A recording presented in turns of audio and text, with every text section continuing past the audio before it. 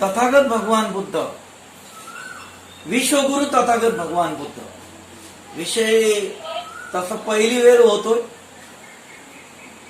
कारण ही संकल्पना मी 2-3 वेळा हा विषय मांडलाय, परंतु वेगळ्या स्वरूपामध्ये आषाढी पौर्णिमेच्या निमित्तानं 2 वेळा मांडलेला आहे. परंतु हा विषय की तथागत भगवान बुद्ध हे खऱ्या अर्थानं विश्वगुरु आहेत, जगाचे गुरु आहे. जगाला दिशा आणि दिग्दर्शन आणि मार्गदर्शन करण्याचं काम तथागत भगवान बुद्धांनी केलेलं आहे. मानवी जीवनाचे जे काही विविध पैलू आहेत त्या विविध पैलूंवरती त्या काळामध्ये जसं नदीचा उगम जिथं होतो तिथं नदी खूप छोटी असते, परंतु जसजशी ती पुढे जाते समुद्रापर्यंत जाईपर्यंत मात्र ते विशाल रूप धारण केलेलं असतंय. तशाच पद्धतीनं भगवान बुद्धांची जी काही वैचारिक पद्धत आहे, विचारसरणी आहे, ती त्या काळात आजपासून 2565 वर्षापूर्वी जे विचार तथागतांनी मांडले मानवी जीवनाच्या उत्थानासाठी, प्रगतीसाठी आणि कल्याणासाठी, ते विचार आजही जसेचे तसे किंबहुना आज त्याची निकड भासते, गरज भासते जास्त.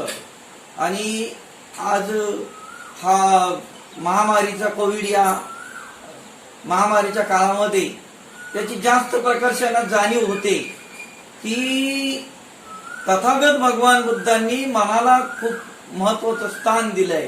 मनोपुब्बा, मनोधम्मा, मनोसेठा, मनोमया, सर्व गोष्टीचं केंद्रबिंदू मानलंय.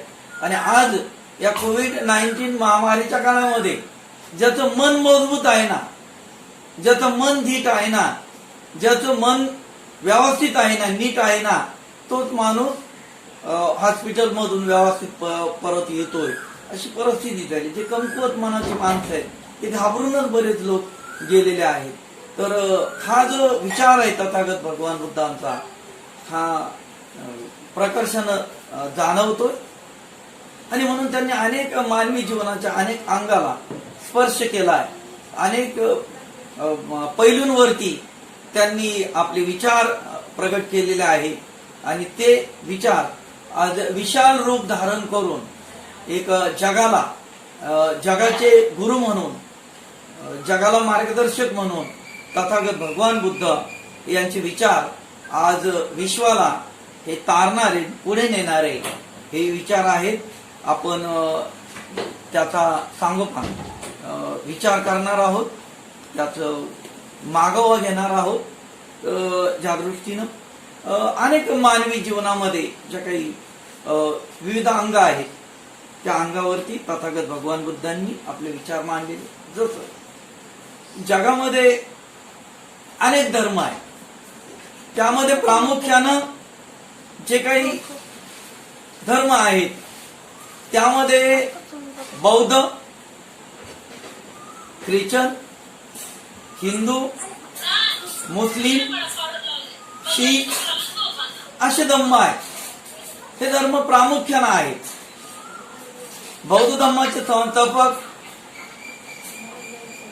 तथागत भगवान बुद्ध आहेत आणि ते 2565 वर्षापूर्वी झालेले आहेत. आपण या बाकीच्या धर्माचा जर विचार केला, ख्रिश्चन, मुस्लिम, हिंदू आणि शीख प्रामुख्याने जगात, तर या 4ही धर्मावरती तथागत भगवान बुद्धाच्या विचाराचा पगडा पडलेला आहे. कारण तथागत भगवान बुद्ध इसवी सन पूर्व 563 साली त्यांचा जन्म झाला. येशू ख्रिस्ताचा जन्म इसवी सन 1ल्या शतकामध्ये झाला. हिंदू धर्माचं जे काही ज्यांना मान्यता आहे, स्थान आहे चांगल्या बऱ्यापैकी, त्या प्रभू रामचंद्राचा जन्म इसवी सन 5व्या शतकात झाला. मोहम्मद पैगंबरांचा जन्म इसवी सन 6व्या शतकामध्ये झाला. आणि गुरु गोविंद सिंगांचा जन्म इसवी सन 14व्या शतकामध्ये. म्हणजे ह्या जर कालखंड बघितला तर या सर्व धर्म संस्थापकांना तथागत भगवान बुद्ध खूप सिनियर आहे आणि म्हणून येशू ख्रिस्तावरती प्रामुख्यानं मोहम्मद पैगंबरावरती हा तथागत भगवान बुद्धांच्या विचाराचा पगडा पडलेला आहे. येशू ख्रिस्ताच्या ज्या 10 कमांडमेंट्स आहेत, ज्याला ईसा मूसाच्या 10 आज्ञा म्हणतात, त्या 10 आज्ञा दुसरं तिसरं काही नसून त्या पंचशिलापैकी 4 शिलं जशीची तशी घेतलेली आहे. 10 पारामितामधल्या 5 पारामिता ह्या जसच्या तशा सांगितलेल्या आहेत आणि येशू ख्रिस्त हे जवळजवळ 14 वर्ष हे काश्मीरमध्ये होते, काश्मीरच्या खोऱ्यामध्ये, आणि त्या ठिकाणी त्यांनी बौद्ध धम्माचा अभ्यास केलेला आहे. जे जेरुसलेम आहे जिथं आजही ख्रिश्चन लोक खूप त्याला पवित्र मानतात, ते जेरुसलेम मुळात मौर्य टेकडीवरती वसलेलं आहे. कारण त्या काळामध्ये भारत म्हणजे त्या काळचं जम्बूद्वीप याच्या जे सीमा आहेत त्या काबूल कंदाहार पर्यंत होत्या. अफगाणिस्तान तर भारतातच होतं, पाकिस्तान तर आता स्वतंत्र झालं 15 ऑगस्ट, परंतु अफगाणिस्तान देखील भारतामध्ये म्हणजे त्या काळच्या जम्बूद्वीपामध्ये होतं आणि काबूल कंदाहार पर्यंत भारताच्या ज्या सीमा आहेत जम्बूद्वीपाच्या त्या तिथपर्यंत होत्या. सम्राट अशोक, चंद्रगुप्त मौर्य यांचं ग्रीक देशांशी संपर्क होता आणि जे ज्ञात इतिहास आहे जगाचा त्यामध्ये 3 प्रमुख संस्कृती आहे, मोहेंजोदडो, हरप्पा आणि ग्रीक संस्कृती. ह्या जगातील सर्वात जुन्या संस्कृती आहेत आणि त्या ग्रीक देशाशी देखील भारताचा म्हणजे त्या काळच्या जम्बूद्वीपाचा संपर्क होता आणि पाश्चिमात्य देशामध्ये व्यापार देखील होता. बौद्ध भिक्षू त्या ठिकाणी धम्मप्रचाराला देखील गेलेले होते आणि म्हणून येशू ख्रिस्तानं सांगितलं की मला देवाच्या 2 पाट्या सापडल्या, देवाच्या आज्ञा झालेल्या आहेत. त्या 2 पाट्या नसून सम्राट अशोकानं जो शिलालेख कोरलेले होते ते शिलालेख येशू ख्रिस्ताला सापडले आणि त्याच्यावरून त्यांनी त्या 10 कमांडमेंट ज्या आहेत, 10 आज्ञा त्या बनवलेल्या आहेत. रामाला एक वचनी, एक नेमी, एक बाणी असं म्हटलं जात आहे. तर रामावरती देखील भगवान बुद्धाचा प्रभाव पडलेला होता. दुसरंच पंचशिलाचं दुसरं शील आहे मुसावादा वेरमणी शिक्कापदं समादियामी, म्हणजे मी खोटं बोलणार नाही, चाडी चुगली करणार नाही, सत्यवचन करेन. आणि तोच प्रभाव 5व्या शतकामध्ये रामावरती पडलेला होता. हे या सगळ्या गोष्टीवरून सिद्ध होतंय. 6व्या शतकामध्ये जो मोहम्मद पैगंबर झाला त्याने देखील ज्या मुसाच्या 10 आज्ञा सांगितल्या त्यापैकी 6 पारमिता ज्या आहेत आपल्या, त्या पारमिता जसेच्या तशा त्याने घेतलेला आहे आणि त्याच्यावरती देखील तथागत भगवान बुद्धाच्या विचाराचा प्रभाव पडलेला. 14व्या शतकामध्ये जे गुरु गोविंद सिंग झाले शीख धर्माचे संस्थापक, त्यांच्यावरती देखील तथागत भगवान बुद्धांच्या विचाराचा प्रभाव पडलेला आहे. आपण जर त्यांचं सगळे विचार जर आपण बघितले तर त्याच्यातले बहुतेक विचार जे आहेत ना ते तथागत भगवान बुद्धांचे विचार आहेत. ही भगवान बुद्धांचा हा विचाराचा प्रभाव या सर्व धर्म संस्थापकावरती विचाराचा पगडा हा पडलेला आहे आणि म्हणून या अर्थानं या सर्वांचे धर्म संस्थापकाचे जे काही गुरु आहेत ते लेखक आनंद चक्रनारायण म्हणतात की lord Buddha is father of येशू ख्रिस्ता आणि मोहम्मद पैगंबर. लॉर्ड बुद्ध हे येशू ख्रिस्त आणि मोहम्मद पैगंबरांचेही गुरु होते, बाप होते, असं त्यांनी ते सिद्ध केलेलं आहे. तेव्हा या सर्व धर्मसंस्थापकावरती तथागत भगवान बुद्धांच्या या विचाराचा प्रभाव होता, हे या ठिकाणी सिद्ध होतंय. तर दुसरी गोष्ट, जे काही या ठिकाणी तत्ववेते झाले जगामध्ये, जे तत्ववेते झाले, तर तत्वज्ञानाची व्यवस्थित मांडणी ही ग्रीक तत्ववेत्यांनी केलेली आहे, असं या ठिकाणी जगामध्ये मान्य केलं जातंय. ग्रीक तत्ववेते हे त्यांनी खऱ्या अर्थानं विचाराची मांडणी केली. मग या तत्ववेत्यामध्ये इसवी सन पूर्व 4थ्या शतकामध्ये सॉक्रेटिस झाला. इसवी सन पूर्व 4थ्या शतकामध्ये सॉक्रेटिस झाला. सॉक्रेटिसचा शिष्य अरिस्टॉटल आहे. अरिस्टॉटलचा शिष्य प्लेटो आहे आणि प्लेटोचा शिष्य अलेक्झांडर आहे. जो अलेक्झांडर, भारतामध्ये त्याला सिकंदर म्हटलं जातंय. तर हे सॉक्रेटिस, अरिस्टॉटल, प्लेटो ही जी काही परंपरा आहे तत्ववेत्यांची, हे 4थ्या शतकामध्ये झाले.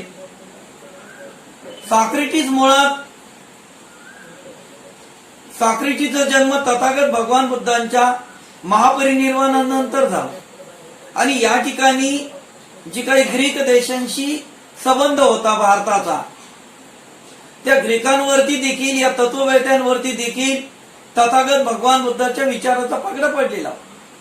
सॉक्रेटिसनं स्पष्टपणे सांगितलं, मी ग्राम देवतेला मानणार नाही, देवाची पूजा काय म्हणून करायची, मंदिरामध्ये काय म्हणून जायचं, अशा पद्धतीचे जे काही सॉक्रेटिसने विचार सांगितले, त्यावरून त्या काळच्या धर्ममार्तंडांनी एक सभा घेतली आणि त्याला शिक्षा दिली. त्याला हेमलिन विषाचा पेला प्राशन करावा लागला.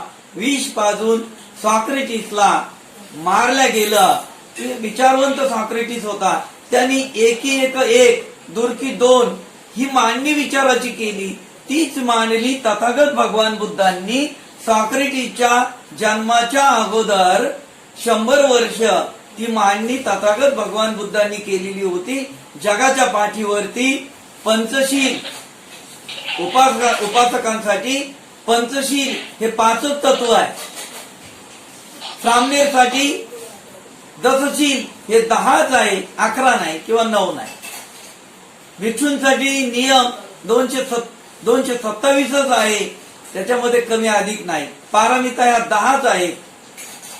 अष्टांगिक मार्गाच्या कड्या ह्या 8च आहेत.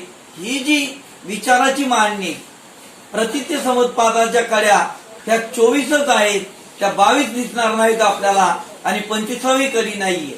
तर ही जी तत्वज्ञानाची मांडणी तथागत भगवान बुद्धांनी केलेली होती आणि म्हणून या तत्ववेत्यावरती सॉक्रेटिस असेल, अरिस्टॉटल असेल, प्लेटो असेल, या सर्व तत्ववेत्यावरती जगातील तथागत भगवान बुद्धांच्या या विचाराचा पगडा होता आणि जगातील पहिले तत्ववेते खऱ्या अर्थानं तथागत भगवान बुद्ध हे खऱ्या अर्थानं पहिले तत्ववेते आहेत, असं या ठिकाणी सिद्ध होतंय. नंबर 3चा पॉइंट आहे की तथागत भगवान बुद्धांचा संतांवर पडलेला प्रभाव, संतांवरती देखील तथागत भगवान बुद्धांचा खूप मोठा प्रभाव पडलेला आहे. कारण या ठिकाणी भगवान बुद्धांचं हे तत्वज्ञान इसवी सन 12व्या शतकापर्यंत इथले जे काही इथले युनिव्हर्सिटीज होती, म्हणजे बौद्ध विश्व विद्यापीठ होती, नालंदा असतील, तक्षशिला असतील किंवा मोठमोठे बुद्ध विहार होते, ते 12व्या शतकापर्यंत अगदी व्यवस्थित पद्धतीनं या ठिकाणी शिक्षणाचं देखील काम चालू होतं आणि म्हणून त्या ठिकाणी तथागत भगवान बुद्धांचे बख्तियार खिलजीनं प्रामुख्यानं हे आक्रमण केलं आणि ब्राह्मणी राज्य व्यवस्था जी होती, राजे जे ब्राह्मणी होते त्यांनी प्रामुख्यानं हे बौद्ध धम्माला नामशेष करण्याचं काम केलं. परंतु साधारण 12व्या शतकापासूनच जी संत परंपरा निर्माण झाली, या संत परंपरेमध्ये प्रामुख्यानं नामदेव, संत कबीर, संत एकनाथ आणि संत तुकाराम, जनाबाई असतील, चोखा महाराज असेल, गोरा कुंभार असेल, ही जी काही संत परंपरा आहे त्या संत परंपरेमध्ये देखील खूप मोठा प्रभाव संत परंपरेवरती तथागत भगवान बुद्धांच्या विचाराचा आहे. कालच मला वाटतं आदरणीय पराड गुरुजींचा हाच विषय, बौद्ध धम्माचा संतांवरती पडलेला प्रभाव, हा कालच हा विषय झालेला आहे. आणि म्हणून या संत कबीर असतील, जे काही पंचशील तथागतांनी सांगितलं ते त्यांनी आपल्या विचारातून सांगितलं. तोच विचार संत एकनाथांनी सांगितला, ज्ञानेश्वरांनी सांगितला, जनाबाईंनी सांगितलं, अगदी गाडगे बाबापर्यंत ही संत परंपरा जी आहे, या संत परंपरेनं तथागत भगवान बुद्धांचे विचारच सांगितलेले आहे. म्हणजे एखादं बी ते जमिनीत असावं, त्याला थोडीशी मशागत केली की ते बी तरारून यावं, तसा तथागतांचा हा विचार या भारतभूमीवरती, या जगामध्ये या ठिकाणी होता. त्याला किती नामशेष करण्याचा प्रयत्न केला, गाडण्याचा प्रयत्न केला, ते बीज जमिनीतून उगवतंय. अयोध्येच्या बाबतीत तेच दिसतंय आपल्याला, साकेत नगरीच्या बाबतीत. गेल्या वर्षी हा विषय देखील खूप सुंदर पद्धतीनं खूप लोकांनी ऐकलाय. अयोध्या नव्हे, साकेत नगरी आहे आणि साकेत नगरीचा इतिहास. तर हा जो विचार आहे तथागत भगवान बुद्धांचा, हा संत परंपरेनं पुढे आणला.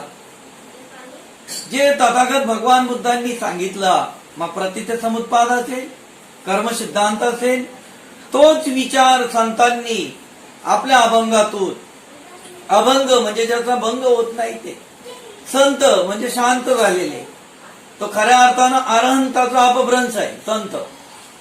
अरहंत म्हणजे जीवन मुक्त, अरहंताचा अपभ्रंश झालाय संत म्हणजे शांत झाले. हे अनेक गोष्टीचा अपभ्रंश झालाय. हे इथं मुंबईमध्ये जर आपण आलात तर बोरवलीचं खरं नाव आहे बोधिवली.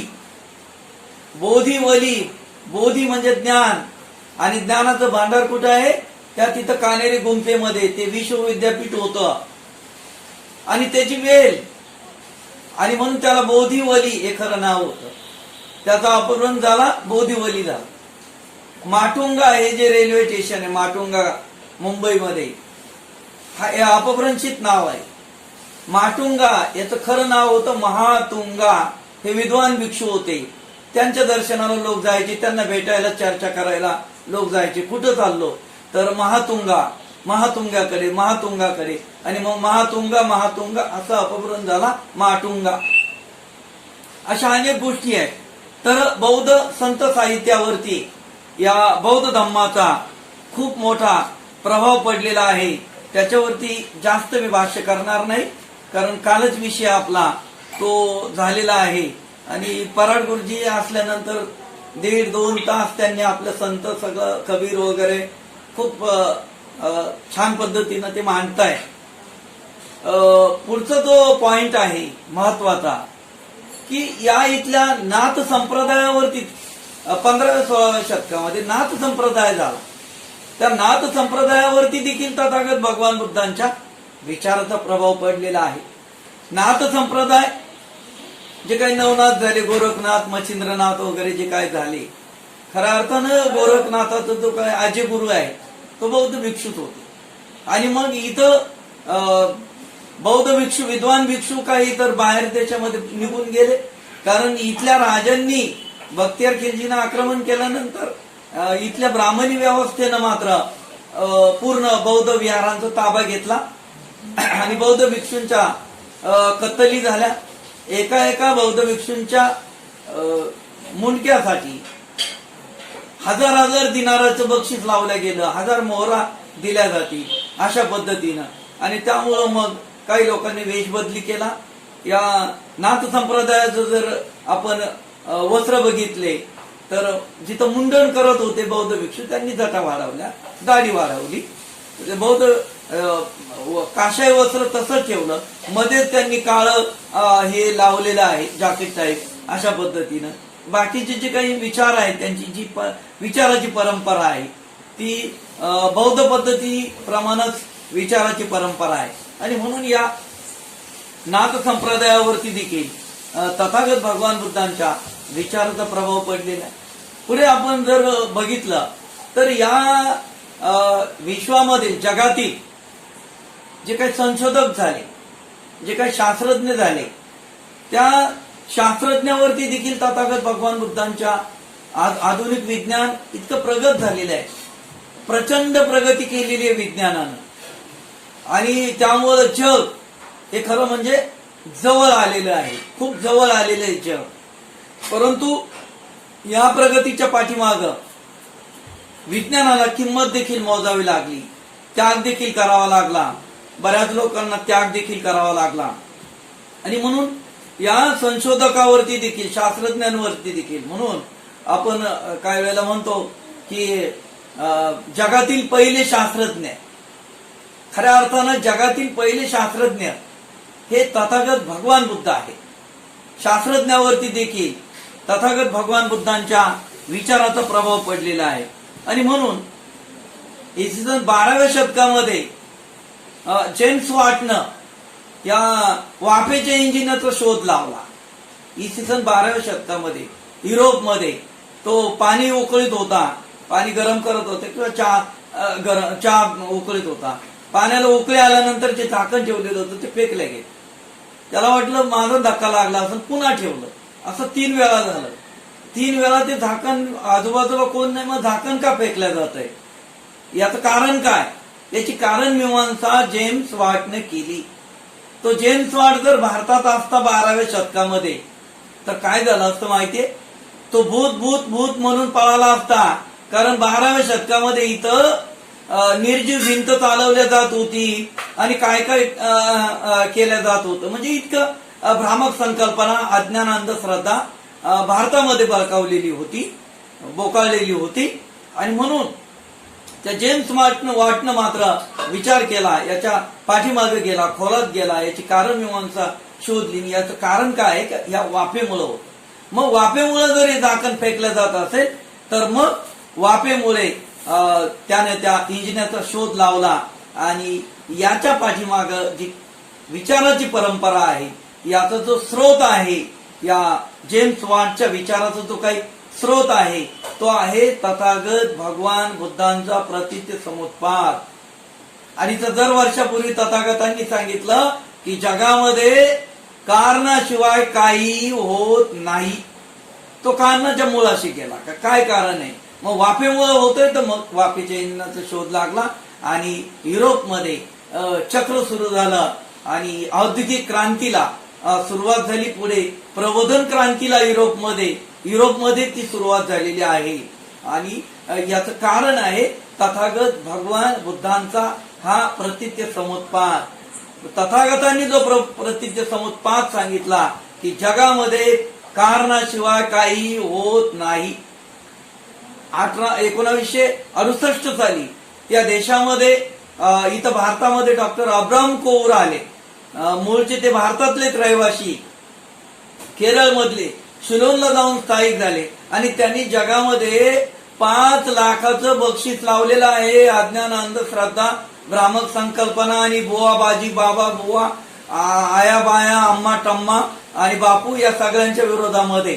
काय की माणसं मारायचं बाजूला राहू द्या, जो लिज्जत पापड आहे तळलेला, त्या लिज्जत पापडला फक्त तडाच घालून दाखवा, 5 लाखाचं बक्षीस. गाडी चालवणार बाजूला राहू द्या, जी टाचणी आहे टाचणी आपली ही 1 इंच फक्त बाह्य शक्तीचा वापर न करता हलवून दाखवा, 5 लाखाचं बक्षीस येईल. आता ते बक्षीस डॉक्टर नरेंद्र दाभोलकर, अंधश्रद्धा निर्मूलन समिती आणि विविध पुरोगामी संघटनांनी ते बक्षीस आज 50 लाखाचं केलेलं आहे. पण जगातला, भारतातला तर नाहीच नाही, जगातला भारतात जास्त पीक आहे बुवा बाबांचं, तर भारतातला कुठलाही बाबा बुवा आम्हा ह्या कोणीही हे बक्षीस स्वीकारायला पुढे आलेलं नाही. आणि या सिद्धांताच्या मुळाशी कारण आहे तथागत भगवान बुद्धांचा प्रतित्य समुत्पाद. आपोआप काही होत नाही, कारणाशिवाय काही होत नाही, हा तथागत भगवान बुद्धांचा सिद्धांत आहे. आणि म्हणून या जेम्स वाटवरती तथागत भगवान बुद्धांच्या विचाराचा प्रभाव आहे. पुढे 1473 साली म्हणजे 15व्या शतकामध्ये कोपर्निकस झाला. आणि कोपर्निकसनं सांगितलं की बाबा पृथ्वी गोल आहे आणि ती फिरते. परंतु धर्म मार्तंडांनी सांगितलं, कारण बायबलमध्ये लिहिलंय की पृथ्वी चपटी आहे आणि ती स्थिर आहे, ती फिरत नाही. आणि त्या काळामध्ये युरोपमध्ये जास्त शासन ह्या ख्रिश्चन धर्माचं खूप मोठं प्राबल्य होतं, यहुदी धर्माचं खूप मोठं प्राबल्य होतं. आणि मग त्यांनी सांगितलं की नाही, ती फिरत नाही, स्थिर आहे. आणि हा कसं काय कोपर्निकस सांगतोय बाबा. मग कोपर्निकसला जन्मठेपीची शिक्षा दिली. पुढे 16व्या शतकामध्ये ब्रुनो झाला, त्यानंही तोच सिद्धांत सांगितला की बाबा पृथ्वी फिरते, अनित्य आहे, गतिमान आहे, हे जग गतिमान आहे. कोपर्निकसला जिवंत जाळण्यात आलं न्यायासना म्हणजे भर चौकामध्ये. पुढे 1556 ते 1642 म्हणजे 17व्या शतकामध्ये दुर्बिणीचा शोध लावणारा गॅलिलिओ झाला. गॅलिलिओने तेच सांगितलं आणि सांगितलं बाबा या दुर्बिणीतून बघा, पृथ्वी खरोखर फिरते, हे ग्रह तारे फिरतायत, जग हे अनित्य आहे, ते गतिशील आहे आणि पृथ्वी गोल आहे. त्याला देखील न्यायासनासमोर बोलवलं आणि सांगितलं का धर्म ग्रंथामध्ये जे लिहिलंय की पृथ्वी फिरत नाहीये, ती चपटी आहे, ती गोल नाहीये, स्थिर आहे, असं सांग. आतापर्यंत जे सांगत होतं ते खोटं आहे असं सांग लोकांना, नाही तर ब्रुनो आणि कोपर्निकस सारखी तुझी हालत करू, तुला देखील जिवंत चाल, असं गॅलिलिओला सांगितल्यामुळं त्यानं मग जाहीर या न्यायासनासमोर भर पब्लिक मध्ये सांगितलं की बाबा आतापर्यंत मी जे काही सांगत होतो की पृथ्वी फिरते आणि ती गोल आहे, ती गोल नाहीये, ती चपटी आहे आपल्या धर्मशास्त्रामध्ये लिहिल्याप्रमाणे, आणि ती स्थिर आहे. हळद खाली बसता बसता गॅलिलिओ म्हटला, मी कितीही सांगितलं की पृथ्वी स्थिर आहे तर ती माझ्यामुळं थोडी फिरते, ती फिरायची थोडी थांबणार आहे, ती फिरायची ती फिरणारच आहे, कारण ती माझ्यामुळं ती फिरत नाहीये.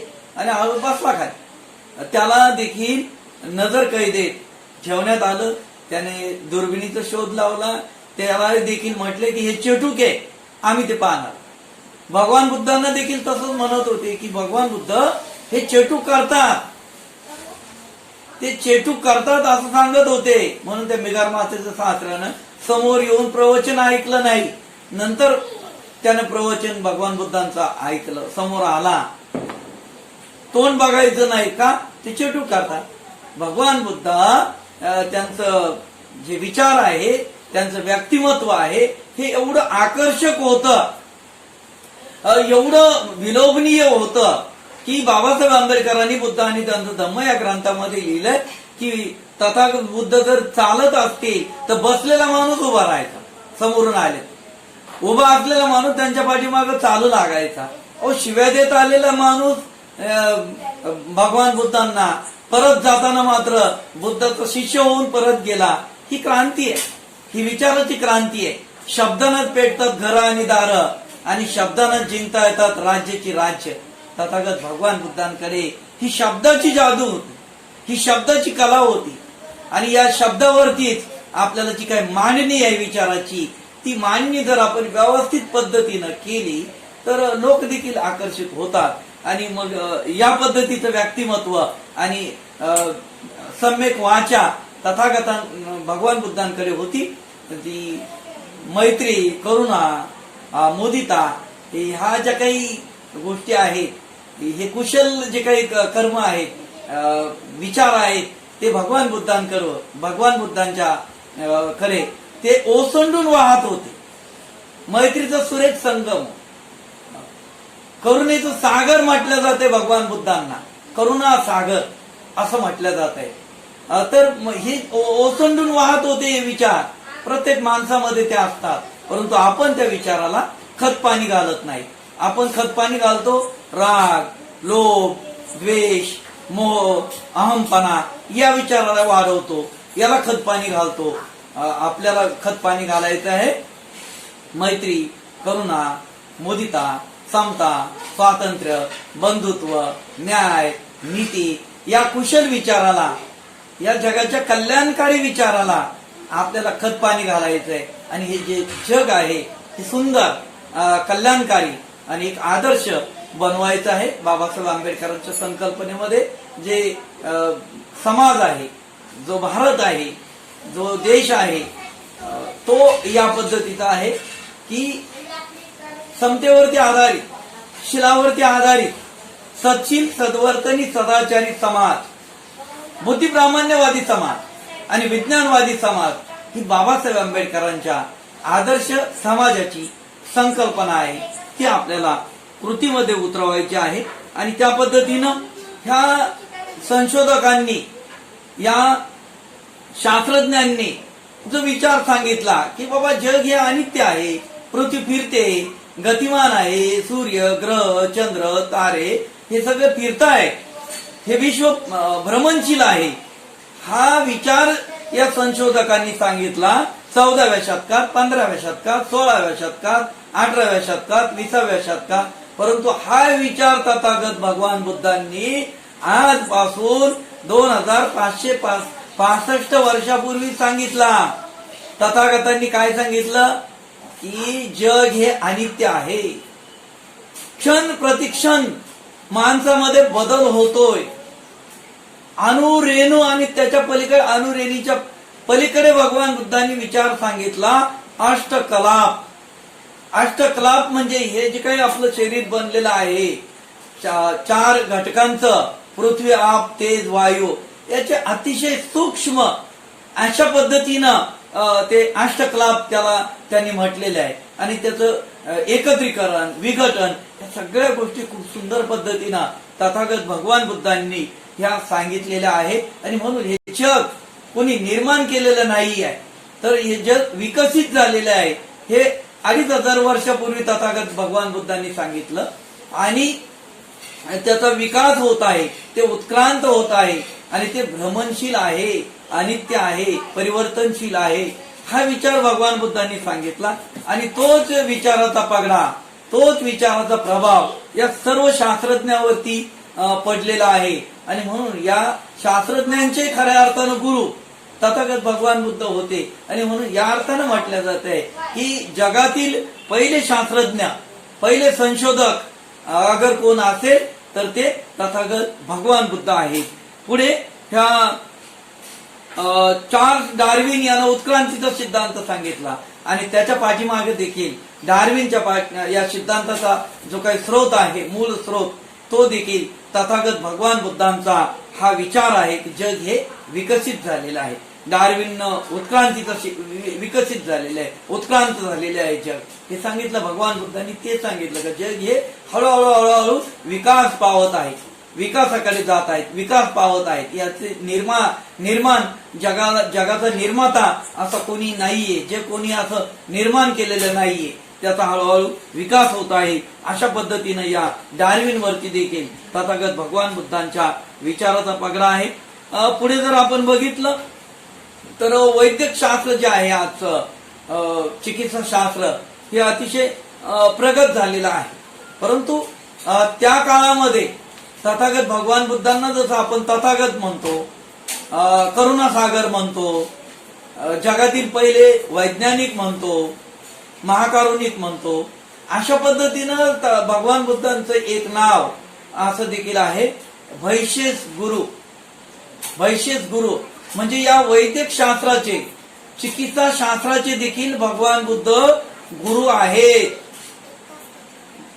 भगवान बुद्धांचा जो शिष्य आहे जीवक, याची इतकी प्रगती झालेली होती की त्याची परीक्षा घेत असताना त्या गुरुजींनी, शिक्षकांनी सांगितलं की या तक्षशिला या परिसरामध्ये, जीवक हा तक्षशिलेला शिकला, तक्षशिला या परिसरामध्ये, तक्षशिला या विद्यापीठाच्या परिसरामध्ये 5 किलोमीटर अंतरावरती असं शोधून आणायचे की ही वनस्पती औषधी नाहीये बाबा, कामाची नाही. दिवसभर फिरला जीवक, परंतु त्याला एकही वनस्पती अशी दिसली नाही. रात्री घरी आला विद्यापीठामध्ये, गुरुजींना सांगितलं की अशी एकही वनस्पती नाही की जी कामाची नाही. इतका अभ्यास या जीवकाचा होता. त्यांनी त्या काळात कवटीचं देखील ऑपरेशन केलेलं होतं, बंगेद्राचं देखील ऑपरेशन केलेलं होतं. आणि मुख्य म्हणजे आपण आज याचा पुरावा अगदी आपल्याला बघायला मिळतोय तो आजही, की प्रत्येक लेणीच्या समोर, जेवढ्या भारतात लेण्या आहेत, महाराष्ट्रात जास्त लेण्या आहेत, मग कानेरी असेल, त्रिरश्मी असेल, औरंगाबादची वेरूळ अजिंठाची लेणी असेल, औरंगाबादची लेणी असेल, या सगळ्या लेण्यांमध्ये प्रत्येक लेणीच्या समोर एक हौद खोदलेला आहे आणि त्या हौदाला आजही पाणी आहे. कुठल्याही लेणीमध्ये गेलात तुम्ही तरी, उन्हाळ्यात गेलात तरी थंडगार पाणी. म्हणजे जीवन आवश्यक जे आहे ते त्या काळात खोदून ठेवलंय. आणि प्रत्येक लेणीच्या समोर जसा एक हौद आहे तसं एक उखळ बनवून ठेवलेलं आहे. उखळ, त्या काळामध्ये ज्या काही गोष्टी जडीबुटी कुठल्या जायची, ती उखळमध्ये कुठल्या जायची, तर प्रत्येक लेणीच्या समोर एक उखळ कोरलेलं आहे, खोदलेलं आहे, ते बनवलेलं आहे, कोरलेलं आहे ते. आणि ते आजही आपल्याला दिसतंय. ती प्रत्येक भिक्षूला या जडीबुटीचं, या औषधी वनस्पतीचं हे ज्ञान होतं. तसंच जे काय आपलं चिवर बनवण्याचा जो रंग आहे, तो रंग देखील ते त्याच्यामध्ये कुठून, ज्या साली आहेत त्या सालीचा रंग कुठून त्याचा तो कलर बनवायचे, काशाई वस्त्र बनवायचे, चिवाराला रंग द्यायचे, अशा पद्धतीनं. म्हणजे ही जडीबुटी किंवा औषधी वनस्पती कुठण्यासाठी प्रत्येक लेणीच्या समोर, म्हणजे प्रत्येक आजची जी काही लेणी आहे ती खऱ्या अर्थानं विश्वविद्यापीठच होती. आणि त्या दृष्टीनं त्या प्रत्येक लेणीच्या समोर हे एक एक उखळ हे कोरून ठेवलेलं आहे. त्या काळामध्ये त्या बौद्ध भिक्षूंनी किंवा ज्यांनी कोणी हे केलेल्या बौद्ध राजांनी, तर ते कोरून ठेवलेलं आहे. तर हा पुरावा आहे की प्रत्येक बौद्ध भिक्षूला या औषधी शास्त्राचं, या चिकित्सा शास्त्राचं ज्ञान होतं. आणि म्हणून आज चिकित्सा शास्त्र खूप प्रगत झालेलं आहे. परंतु जीवशास्त्राचं ज्ञान आणि या आपल्या पुढे येणार आहे ह्या विद्यापीठामध्ये जे काही विषय शिकवले जायचे त्याच्यामध्ये चिकित्सा शास्त्र हे एक महत्वाचा विषय असायचा. आणि म्हणून तथागतांचा या चिकित्सा शास्त्रावरती देखील प्रभाव पडलेला आहे. आजचं जे काही विज्ञान, आजचं जे काही चिकित्सा शास्त्र आहे, शरीरशास्त्र असेल, जीवशास्त्र असेल, रसायनशास्त्र, वेगवेगळे जे काय आहे शास्त्र, त्या याच्यावरती तथागत भगवान बुद्धांच्या विचाराचा प्रभाव पडलेला आहे. ते खऱ्या अर्थानं या चिकित्सा शास्त्राचे देखील गुरु आहेत असं या ठिकाणी मला ठामपणानं सांगावं असं वाटतं. पुढे लोकशाही शासन व्यवस्था जी आहे, त्या लोकशाही शासन व्यवस्थेमध्ये देखील तथागतांच्या विचाराचा प्रभाव आहे. राजशाही आहे, हुकुमशाही आहे, अनेक शासन व्यवस्थेचे प्रकार आहेत. परंतु भगवान बुद्धांना नेमका जी काही लोकशाही शासन व्यवस्था ही तथागतांना अभिप्रेत होती. आणि म्हणून संघामध्ये देखील भगवान बुद्धांनी लोकशाही शासन व्यवस्थेप्रमाणेच काम केलेलं आहे. त्यांचे जे काही मिटिंग व्हायच्या, त्यांच्या जे काही चर्चा व्हायच्या, त्या एकत्र येऊन चर्चा करा असं भगवान बुद्धांनी सांगितलं. एखाद्याला शिक्षा करायची असेल तर त्याच्यावरती लवाद नेमला जायचा. मतदान करायचं असेल तर प्रत्येकाकडे ती कांडी दिल्या जायची, त्यांना ते मतदान व्हायचं. अशा गोष्टी देखील संघामध्ये झालेल्या आहेत. आणि भगवान बुद्धांना लोकशाही शासन व्यवस्था ही खूप महत्वाची वाटत होती. आणि लोकशाही शासन व्यवस्थेमध्ये त्यांना जसं त्यांनी अनेक ठिकाणी मुक्काम केला, राहिले, वर्षवास केला, परंतु सर्वात प्रिय त्यांना जर काय असेल त्या काळामध्ये तर वैशाली नगरी. जाताना त्यांनी या वैशाली वासियांना आपलं 45 वर्ष वापरलेलं जे काही भिक्षापात्र आहे ते भिक्षापात्र भेट म्हणून दिलेलं आहे. चापल्य चैत्यामध्ये फाल्गुन पौर्णिमेला तथागत भगवान बुद्धांनी महापरिनिर्वाणाची घोषणा केली की आजपासून 3 महिन्यानंतर तथागतांचं महापरिनिर्वाण होणार. जगामध्ये 2च महापुरुषांना आपलं महापरिनिर्वाण, आपलं मरण कळलं, आणि ते म्हणजे तथागत भगवान बुद्ध यांना 3 महिन्या अगोदर कळलेलं होतं, आणि दुसरे बोधिसत्व डॉक्टर बाबासाहेब आंबेडकर यांना आपलं मरण कळलेलं होतं. आणि म्हणून त्यांनी जे काही कामं आहेत, धम्मदीक्षेचा सोहळा असेल, काय असेल, बुद्धाने त्यांचा धम्म ग्रंथ लिहिणं असेल, प्रास्तावना असेल, त्याची 5 डिसेंबरला बुद्धाने त्यांचा धम्म या ग्रंथाची त्यांनी रात्री प्रास्तावना लिहिली, आणि त्यानंतरच त्यांनी अखेरचा श्वास घेतला. म्हणजे त्यांना ते कळलेलं होतं. आणि म्हणून त्या तथागत भगवान बुद्धांचा लोकशाहीवरती खूप विश्वास होता. आणि म्हणून शेवटची भेट म्हणून त्यांनी वैशाली नगरीमध्ये महापरिनिर्वाणाची घोषणा केली. आणि त्या वैशाली लिच्छवीला, वैशाली वासियांना, लिच्छवींना त्यांनी हे दिलेलं आहे. त्यांचं महापरिनिर्वाण जे झालं, प्रसेनजित राजा श्रावस्ती असेल, हे मोठमोठ्या आनंदाने विचारलं की तथागत आपण इथं मल्लांच्या या शालवानामध्ये कुशीनगरला का, हे कारण उजाड होतं ते. तथागतांनी सांगितलं आनंद असं म्हणू नकोस, कारण कुशीनगरचे जे मल्ल आहेत हे लोकशाही शासन व्यवस्था चालवणारे लोक होते. आणि म्हणून त्या देशामध्ये त्यांनी जाणीवपूर्वक हे महापरिनिर्वाण जे आहे, त्यांनी ते जी घटना आहे त्यांची महापरिनिर्वाण जे झालं ते जाणीवपूर्वक त्यांनी मल्लांच्या शालवनामध्ये केलंय. राजगृह असेल, श्रावस्ती असेल, इतर मोठमोठे शहर होते त्या ठिकाणी त्यांनी न करता त्या मल्लांच्या शालवनामध्ये, कारण ती लोकशाही शासन व्यवस्था आहे. आणि म्हणून लोकशाहीवरती शासन व्यवस्थेच्या संदर्भामध्ये देखील लोकशाहीला खूप मोठी देणगी तथागत भगवान बुद्धांची आहे. ज्यावेळेला आपला आझाद शत्रू हा आपला दूताला पाठवतोय भगवान बुद्धांकडे की वैशालीवरती स्वारी करायची आहे, भगवान बुद्धांनी त्याला डायरेक्ट उत्तर न देता आनंदाला विचारलं, आनंदा, वैशालीचे लिच्छवी मी सांगितलेल्या 7 नियमाचं काटेकोरपणे पालन करतायत ना? ते वरिष्ठांचा आदर ठेवतायत ना? वरिष्ठांचा मान सन्मान ठेवतायत ना? संतागारामध्ये एकत्र येऊन विचार विनिमय चर्चा करतायत ना? संघटनेचं खूप मोठं जे काय मर्म आहे ते हे आहे की एकत्र येऊन विचार विनिमय करणे, चर्चा करणे. आजच्या लोकशाहीचं देखील तेच मर्म आहे, ते करणं गरजेचं आहे. आणि म्हणून तथागतांना आनंदाने सांगितलं, होय तथागत, ते तसं करतायत, ते आपल्या स्त्रियांचा आदर करतायत ना, मुलींचा मान सन्मान ठेवतायत ना? होय तथागत, ते तसं करतायत. मग भगवान बुद्धांनी सांगितलं, जोपर्यंत वैशालीचे लिच्छवी या 7 नियमाचं काटेकोरपणे पालन करतील तोपर्यंत कुठलीही शक्ती त्यांना हरवू शकत नाही.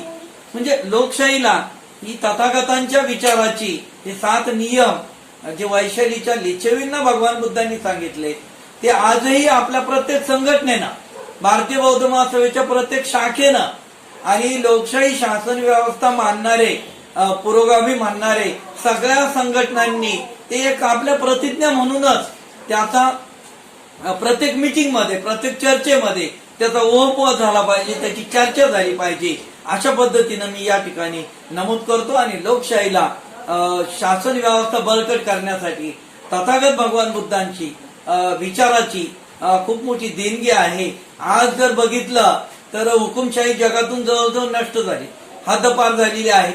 सामंतशाही हद्दपार झालेली आहे.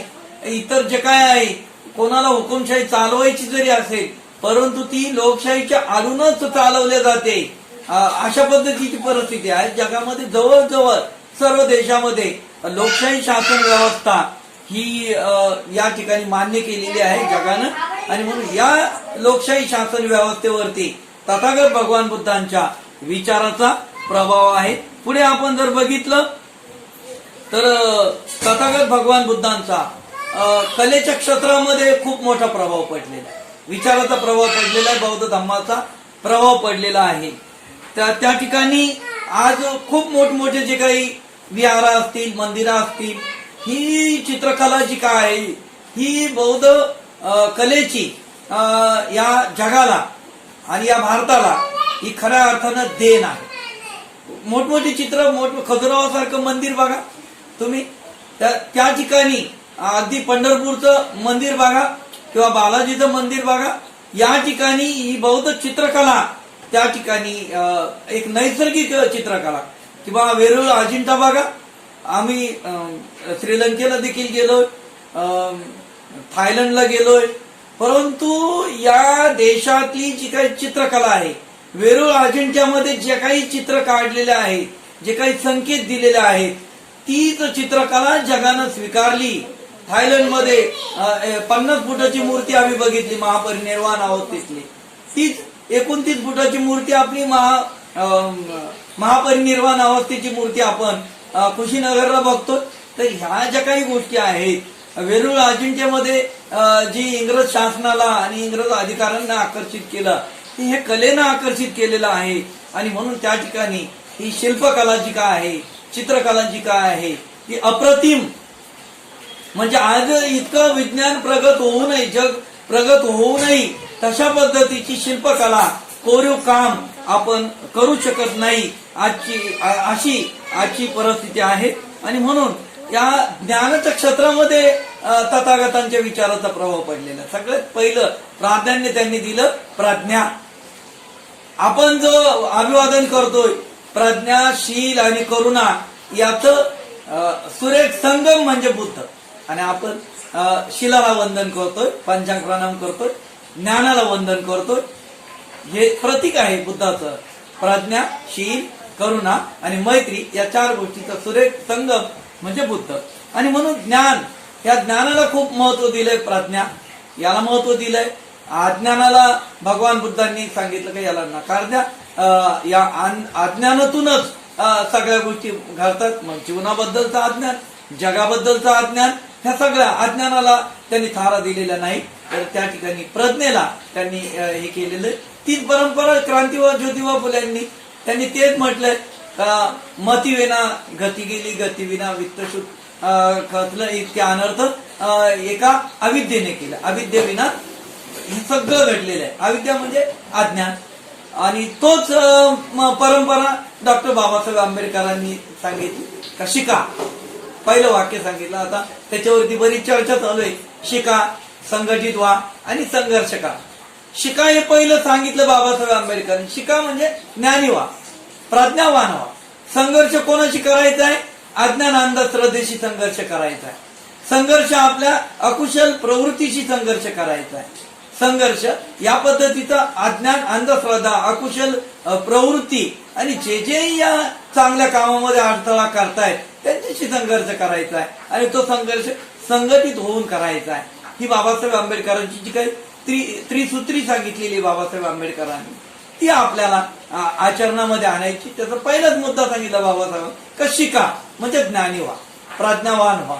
आणि मग तथागत भगवान बुद्धांनी त्यांच्या विचारातून या देशामध्ये नालंदा, तक्षशिला सारखी विश्वविद्यापीठ निर्माण झाली. आजचा जो केम्ब्रिज विश्वविद्यापीठाला दर्जा आहे ना अमेरिकेच्या, ऑक्सफर्ड विद्यापीठाला दर्जा आहे ना युरोप मधल्या, तो दर्जा एकेकाळी नालंदा आणि तक्षशिला विद्यापीठाला होता. मग नालंदा असेल, तक्षशिला असेल, इथं वल्लभी असेल, इथं ओदंतपुरी असेल, इथं धान्यकटक असेल, इथं अमरावती असेल आंध्रामध्ये. तर अशी विद्यापीठ नावाजलेली होती. आणि त्या ठिकाणी या विद्यापीठांचा खूप मोठा गवगवा झालेला होता. इथं कला काय शिकवल्या जायची ही 3ऱ्या शतकापासून, इसवी सन पूर्व 3रं शतक तर इसवी सन 12व्या शतकापर्यंत म्हणजे बख्तियार खिलजीनं आक्रमण करेपर्यंत ही सगळी विश्वविद्यापीठ नावाजलेली होती. परदेशातून जे विद्यार्थी आहे ते इथं शिकण्यासाठी येत होते.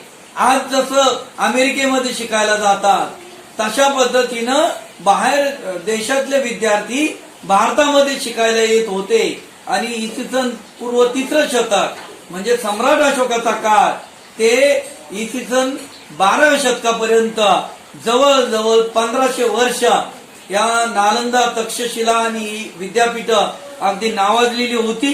आणि या ठिकाणी ज्ञान काय दिलं जात होतं, कला काय शिकवल्या जात होती, तर इथं शास्त्र शिकवलं जात होतं, चिकित्सा शास्त्र. त्यानंतर धातुविद्या, मनोविज्ञान त्या ठिकाणी शिकवलं जातं. आज मनोविज्ञानाचं खूप मोठं प्राबल्य आहे. मनोविज्ञान हळूहळू हे सगळ्या गोष्टी विकसित होतात. आम्ही नेहमी सांगतो की बाबा आम्रपालीला परिवर्तन करायला त्याच दिवशी काय गेले भगवान बुद्ध, अंगुलीमालचं परिवर्तन करायला त्याच दिवशी काय गेले भगवान बुद्ध.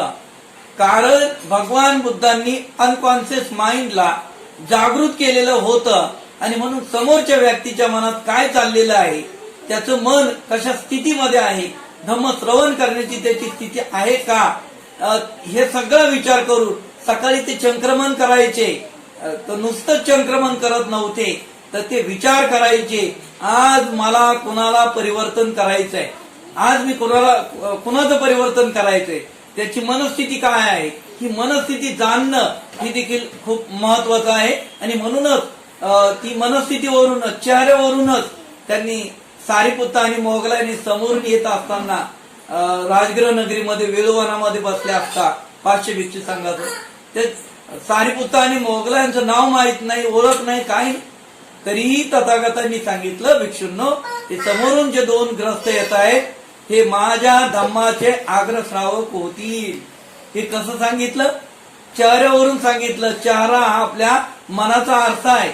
आपल्या मनात जे काय आहे, ज्ञानयुक्त चेहरा आहे का, प्रज्ञायुक्त चेहरा, चिकित्सायुक्त चेहरा, शंकायुक्त चेहरा, अशी चेहऱ्याचे किंवा या चित्ताचे प्रामुख्याने 7 प्रकार आहे. आणि त्याचे एकूण 52 प्रकार आहेत. 52 प्रकारचे चित्त असतंय.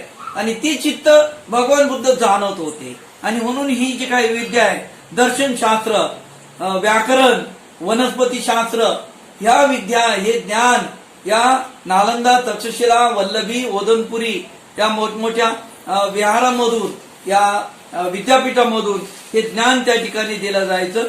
आणि म्हणून या प्रज्ञेच्या क्षेत्रामध्ये देखील, या ज्ञानाच्या क्षेत्रामध्ये देखील भगवान बुद्धांचा आजही तेवढाच पगडा आहे, तेवढाच विचारांचा पगडा या ज्ञानाच्या क्षेत्रामध्ये देखील तथागतांच्या पडलेला आहे. आणि म्हणून मानवी जीवनाच्या जे नीतिमूल्य आहे, मानवी जीवनाचे जे नीतिमूल्य आहेत प्रामुख्यानं, ती प्रज्ञा, शील, करुणा आणि मुदिता ही भगवान बुद्धांची ती ओसंडून वाहत होती. आणि म्हणून ही जगाला दिलेली भगवान बुद्धांची देण आहे. जसं शील, पंचशील जे आहे ही फक्त म्हणण्यासाठी नाहीये, बुद्धं शरणं गच्छामि, धम्मं शरणं गच्छामि, पाणातिपाता वेरमणी, हे फक्त म्हणण्यासाठी नाहीये. की ज्याला चांगलं माणूस व्हायचंय, तो कुठल्याही जाती धर्माचा असो, कुठल्याही पंथाचा असो, त्याला या 5 तत्वाचा अंगीकार करावाच लागेल, तर ती व्यक्ती एक चांगला माणूस म्हणून त्याच्याकडे लोक बघतील. आणि म्हणून तथागत भगवान बुद्धांनी या मानवी जीवनाची जी काही नीतिमूल्य आहे, त्या नीतिमूल्यावरती, स्वातंत्र्य या नीतिमूल्यावरती, प्रज्ञाशील, करुणा, मैत्री, स्वातंत्र्य, समता, ही जी काही नीतिमूल्य आहे ही तथागत भगवान बुद्धांनी जगाला दिलेली देण आहे. भगवान बुद्धांचं आज जग या नीतिमूल्याकडे आकर्षित होत आहे. बाबासाहेब आंबेडकरांना बौद्ध धम्माचं अनेक गोष्टी ज्या भावल्या, त्याच्यापैकी एक महत्वाची गोष्ट की तथागत भगवान बुद्ध हे व्यक्ती स्वातंत्र्याचा पहिला जाहीरनामा सांगणारी व्यक्ती आहे, महापुरुष आहेत. असं बाबासाहेब आंबेडकरांचं म्हणणं होतं. जगामध्ये आज जे काही लोकशाही राष्ट्र आहे त्याच्यामध्ये जे काही मूलभूत अधिकार सांगितलेले आहेत ते 5 असतील 7 असतील, आपल्याकडे 5 मूलभूत अधिकार ते घटनेनंच प्रत्येक नागरिकाचे मान्य केलेले आहे. आणि हे 5 मूलभूत अधिकार व्यक्ती स्वातंत्र्य, बुद्धी प्रामाण्यवाद, ही जी काही देण आहे ही तथागत भगवान बुद्धाची देण आहे. कालाम सुत्तामध्ये भगवान बुद्ध म्हणतात की परंपरेनं आलंय म्हणून खरं मानू नका, कोणी मोठी व्यक्ती सांगते म्हणून खरं मानू नका, तर ते तुमच्या बुद्धीला पटतंय का? आणि म्हणून बाबासाहेब आंबेडकर या कालाम सुत्ताला व्यक्ती स्वातंत्र्याचा जाहीरनामा असं म्हणतायत बाबासाहेब आंबेडकर. का तथागत भगवान बुद्ध हे व्यक्ती स्वातंत्र्याचा जाहीरनामा सांगणारे जगातले पहिले महापुरुष आहेत असं डॉक्टर बाबासाहेब आंबेडकरांनी म्हटलंय. आणि म्हणून या मानवी जीवनाची जी काही नीतिमूल्य आहेत, आदर्श, त्याच्यावरती देखील तथागत भगवान बुद्धांच्या विचाराचा प्रभाव पडलेला आहे. आणि मग आपण जर बघितलं तर ओशो म्हणतात, येशू म्हणजे ख्रिश्चन धर्माचे प्रचारक होते, ते ओशो म्हणतात की आतापर्यंत जगामध्ये तथागत भगवान बुद्ध जर सोडले तर येशू ख्रिस्ता इतकी महान व्यक्ती झालेली नाही. म्हणजे त्यांनी देखील तथागत भगवान बुद्ध हे येशू ख्रिस्तापेक्षा महान आहेत असं ओशोने देखील त्या ठिकाणी मान्य केलेलं आहे.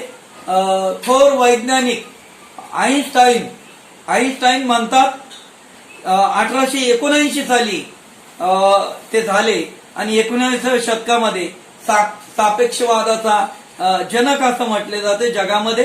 आणि मग ते आईन्स्टाईन म्हणतात की जगामध्ये विज्ञानाशी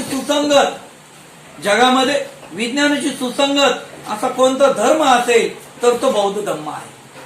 आईन्स्टाईन शास्त्रज्ञ म्हणतात की जगामध्ये विज्ञानाशी सुसंगत असं जर कुठला धम्म असेल तर तो बौद्ध धम्म आहे. आणि म्हणून हा विचार तथागत भगवान बुद्धांच्या विचाराचा प्रभाव या आईन्स्टाईन वरती देखील पडलेला आहे. आणि मागाशी मी सांगितलं तिथे चक्रनारायण म्हणतात की lord Buddha is the father of येशू ख्रिस्त आणि मोहम्मद पैगंबर.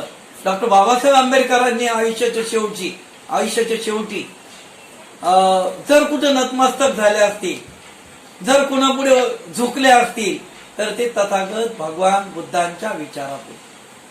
त्यांनी बौद्ध धर्माची दीक्षा घेतली, 21 वर्ष तब्बल सर्व धर्माचा तौलनिक अभ्यास केला आणि खूप विचारांती जिथं ही मानवी मूल्य आहे, समता, स्वातंत्र्य, बंधुत्व, न्याय आणि नीती, त्या धम्माचा बाबासाहेब आंबेडकरांना स्वीकार करायचा होता. आणि आयुष्यभर बाबासाहेब आंबेडकरांसारखे विद्वान म्हणजे जागतिक कीर्तीचे विद्वान, विचारवंत, घटनातज्ञ आणि अनेक शास्त्राचा ज्यांनी अभ्यास केलाय ते अगर कुठे नतमस्तक झाले आयुष्याच्या शेवटी तर ते तथागत भगवान बुद्धांच्या या विचारांच्या समोर नतमस्तक झाले. त्यांनी बौद्ध धम्माचा स्वीकार केला. आणि या पद्धतीनं, या अर्थानं तथागत भगवान बुद्ध हे खऱ्या अर्थानं विश्वाचे गुरु आहेत, जगाचे गुरु आहेत हे याच्यातून सिद्ध होतंय. शेवटचं एक उदाहरण आपल्याला, शेवटचा एक पॉइंट आपल्याला सांगतो की या ठिकाणी ऑक्सफर्ड युनिव्हर्सिटी जी ब्रिटनमध्ये आहे, इंग्लंडमध्ये आहे, त्या ऑक्सफर्ड युनिव्हर्सिटीचं स्थापना इसवी 1100 साली झाली. म्हणजे त्यावेळेला इकडं बौद्ध विद्यापीठ इथं नामशेष होत होती भारतामध्ये. त्यावेळेला तिथं 1100 साली त्या ठिकाणी त्यांची स्थापना झाली आणि 100 वर्षानंतर साधारण त्याची बऱ्यापैकी भरभराट झाली. आता 2005 साली त्यांनी 10,000 वर्षाचा इतिहास, म्हणजे या जगाचा 10,000 वर्षामध्ये युनिव्हर्स मेकर, म्हणजे या जगाला दिशा, दिग्दर्शन आणि या बनवण्याचं काम, घडवण्याचं काम, या जगाला दिशा देण्याचं काम, नीतिमूल्यावरती आधारित हे विश्व निर्माण करण्याचं काम कोणी केलंय याचं या ऑक्सफर्ड युनिव्हर्सिटीनं सगळा डाटा घेतला. त्याची सगळी डाटा घेतल्यानंतर 100 लोक त्या ठिकाणी काढले की 100 लोक यांनी या जगाला, या विश्वाला मार्गदर्शन करण्यासाठी दिशा दिलेली आहे, दिग्दर्शन करण्याचं काम केलेलं आहे. आणि त्या 100 लोकांमध्ये सगळ्यात पहिल्या क्रमांकावर जर कुठलं नाव असेल तर ते नाव आहे तथागत भगवान बुद्ध. तथागत भगवान बुद्धांचं नाव चालू आहे ना? आहे ना? हा, ओके. तथागत भगवान बुद्धांचं नाव हे त्या ठिकाणी पहिल्या क्रमांकावरती आहे. आणि दुसऱ्या क्रमांकावरती नाव आहे भगवान महावीर, जैन धर्माचे संस्थापक महावीरांचं नाव आहे. तिसऱ्या क्रमांकावरती नाव आहे सम्राट अशोक. आज जनावरांसाठी देखील दवाखाने आहे. पर्यावरणाचं आपण आज म्हणतोय, कालच पर्यावरण दिन झाला. पर्यावरणाचं इतकं सांगतोय आपण, त्या काळात पर्यावरणाचा समतोल साधण्यासाठी तथागत भगवान बुद्धांनी प्रयत्न केलेला आहे. सम्राट अशोकानं प्रयत्न केलेला आहे. झाडं लावण्याचं काम केलेलं आहे. रस्त्याच्या कडेला झाडं, जनावरांसाठी देखील पाण्याची व्यवस्था, नर्सरीची जी काय आज नर्सरीची पद्धत आहे ती सम्राट अशोकाच्या काळातली आहे. आणि जनावरांसाठी दवाखाने हे सम्राट अशोकानं त्या काळात निर्माण केलेलं आहे. आणि म्हणून हे 3 लोक आणि 4थ्या क्रमांकावरती आहे या जगाला दिशा, दिग्दर्शन आणि मार्गदर्शन करण्यासाठी. 4था क्रमांक आहे बोधिसत्व डॉक्टर बाबासाहेब आंबेडकर यांचा क्रमांक लागतो. आणि म्हणून हे 4ही भारतीय आहेत. त्या 4 भारतीयांमध्ये 3 बौद्ध धर्माचे संस्थापक आहेत तथागत भगवान बुद्ध पहिले, आणि 2 बौद्ध धर्माला चक्र गतिमान करणारे बोधिसत्व आहेत सम्राट अशोक आणि बोधिसत्व डॉक्टर बाबासाहेब आंबेडकर. तर या सगळ्या गोष्टीच्या विवेचनावरून आपल्याला, आणि ऑक्सफर्ड युनिव्हर्सिटीनं हे काढलेलं आहे, आम्ही काढलेलं नाही. तर जगाला खऱ्या अर्थानं जगाचे गुरु अगर कोण असतील तर ते तथागत भगवान बुद्ध आहे. हे या ठिकाणी या सगळ्या विचारांती, चर्चांती हे सिद्ध होत आहे. आणि म्हणून या सगळ्या पॉइंटवरती विविध क्षेत्रामध्ये तथागत भगवान बुद्धांच्या विचाराचा पगडा आजही आहे. आणि जसजसं विज्ञान प्रगती करेल, जसजसे विचाराची प्रगल्भता होईल, लोकांना कळू लागेल, तसतसं भगवान बुद्धांच्या हा विचाराचा पगडा संपूर्ण विश्वावरती या ठिकाणी होणार आहे. बाबासाहेब आंबेडकरांनी म्हटलं, सारा भारत मी बौद्धमय करेन. आणि महापुरुषाचे विचार हे नेहमी सत्य ठरत असतात, ते खाली जात नाही. बाबासाहेब आंबेडकरांचे विचार सारा भारत बौद्धमय करण्याचे विचार जे आहे, ती संकल्पना ते आपल्याला अंमलात आणायची, कृतीमध्ये उतरवायची. बाबासाहेब आंबेडकरांच्या संकल्पनेतील जो समाज आहे, सच्ची, सद्वर्तनी, सदाचारी समाज आहे, बुद्धिप्रामाण्यवादी समाज आहे, विज्ञानवादी समाज आहे, तो निर्माण करण्यासाठी बुद्धिस्ट सोसायटी ऑफ इंडिया संस्थेच्या राष्ट्रीय अध्यक्षा महाउपासिका आदरणीय मीराताई आंबेडकरांच्या नेतृत्वाखाली, भीमराव आंबेडकरांच्या नेतृत्वाखाली, बाळासाहेब आंबेडकरांच्या नेतृत्वाखाली, आनंदराज आंबेडकरांच्या नेतृत्वाखाली, आंबेडकरी परिवाराच्या नेतृत्वाखाली हे बुद्धिस्ट सोसायटी ऑफ इंडिया भारताच्या 22 राज्यामध्ये हा प्रयत्न करत आहे. आपल्याला उर्वरित राज्यामध्ये पोहोचायचे, तसंच आपल्या तालुक्यामध्ये पोहोचायचे, आपल्या जिल्ह्यातील ग्राम शाखेपर्यंत पोहोचायचं, वाडा तांडा वाऱ्यापर्यंत पोहोचायचे, ग्रामीण भागापर्यंत पोहोचायचे. बाबासाहेब आंबेडकरांचा विचार तिथपर्यंत पोहोचवायचा आहे. हे विश्वगुरु कसे हे आपल्याला सांगण्याचा प्रयत्न केलेला आहे.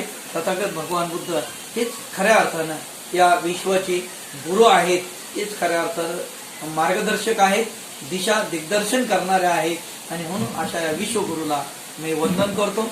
आपल्या सर्वांनी अतिशय शांततेचं सहकार्य दिलं त्याबद्दल आपल्या सर्वांचं मनपूर्वक अभिनंदन करतो. लातूर जिल्हा शाखेनं बोलण्याची संधी दिली त्याबद्दल आपल्या सर्वांना खूप खूप धन्यवाद देऊन या ठिकाणी मी थांबतो. जय भीम, नमोबुद्धाय, जय भारत.